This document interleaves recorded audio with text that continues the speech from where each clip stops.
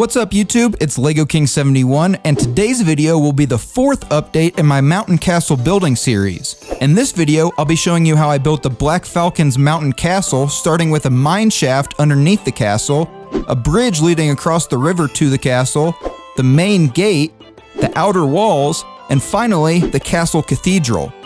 In my last video, I built a medieval farm complete with a wheat field and pig pen, a windmill, a log cabin, a pumpkin patch, and so much more, so make sure you go check that video out if you missed it. Let's start today's video with the abandoned mine shaft located in the mountain under the castle. In this first time lapse, you can see that I used a combination of dark gray slopes and inverted slopes to create the walls and ceiling of the mine shaft. You can also see that I made wooden support beams for the mine using brown 1x1 bricks. In the finished build, orcs are utilizing the abandoned mine shaft to sneak up to the Black Falcon's outer gate undetected. After the mine was built, I moved on to building the platform that the castle will sit on.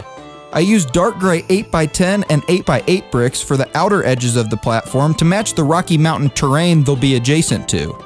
The inner part of the platform is not going to be visible, so I used the biggest bricks and plates I could find to fill in this area regardless of their color. On the riverbank, I covered the support bricks with dark tan plates to match the terrain on the other side of the river. Next, I built a double arch stone bridge with light gray bricks and placed it across the river that I built in my last video. After the bridge was in place, I started working on the main castle gate.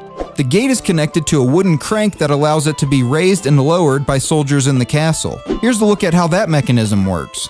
To the left and right of the gate, I built two towers with cross-shaped arrow slits in the walls. I also used a series of arches to create an ornate Gothic style that I'm hoping to incorporate into the entire castle. Details like these create shadows that give the castle more contrast and depth. Without these details, the castle would look pretty boring and flat with all the monotone gray bricks. Now let's move on to the outer wall. Here you can see me place the two walls that I built separately from the MOC on top of the mountain terrain. You can see that one of these walls connects to the outer gate wall at an angle.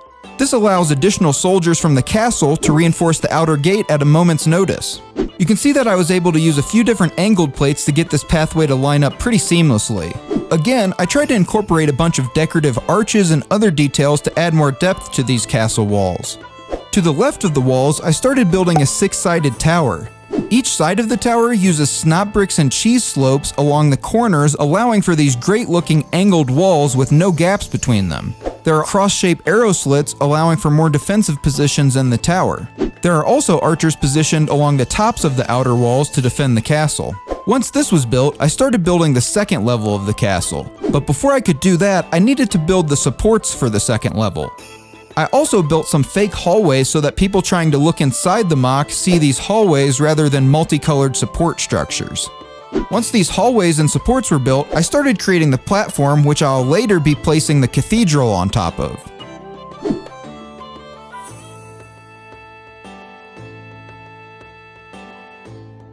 I decided to build the cathedral separate from the rest of the castle, similar to the farmhouse in my previous video. Doing this will allow me to place the cathedral at an angle, which I think gives the castle a much more interesting look. At this point, since the MOC was getting pretty large and difficult to build on, I designed and built the cathedral on my desk. You can see I've incorporated a variety of techniques and details to give the cathedral a Gothic look like the rest of the castle.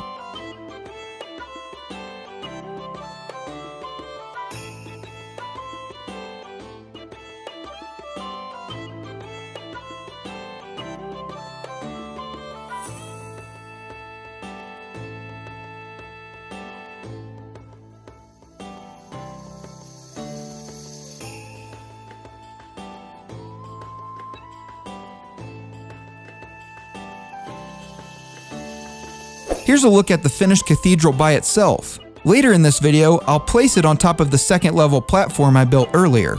Next, on the side of the mountain, I built up a flat dark gray wall. On top of this dark gray terrain, I started building the outer wall on the left side of the castle.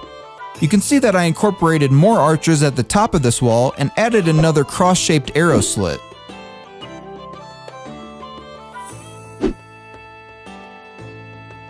On the right side of the castle, I started building a waterfall using white bricks that look like rushing water. I also built a rock cliff along the waterfall using dark gray slopes and inverted slopes.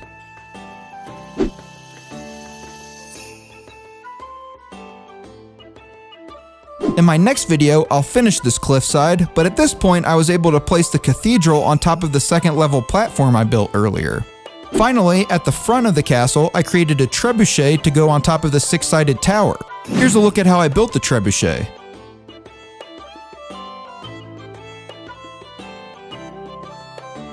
And here's what the MOC looks like so far with all these castle additions.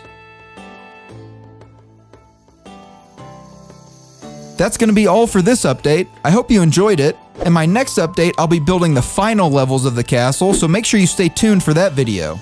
Also, if you're interested in seeing even more behind the scenes content and supporting my future videos, you can become a paid member of my channel by clicking the link in the description of this video. By becoming a member, you'll gain access to features like more frequent behind the scenes photos and status updates on projects that I'm working on, like this newest castle MOC, members-only polls to help me decide the priorities of my projects and future videos, in-video shoutouts at the end of my future videos, and even early access to my latest videos. Members will also get access to these awesome-looking loyalty badges and emojis that I've designed just for members of this channel. I mean, come on, who wouldn't want access to this super cute emoji of my dog Bandit, who has starred in a few of my recent videos?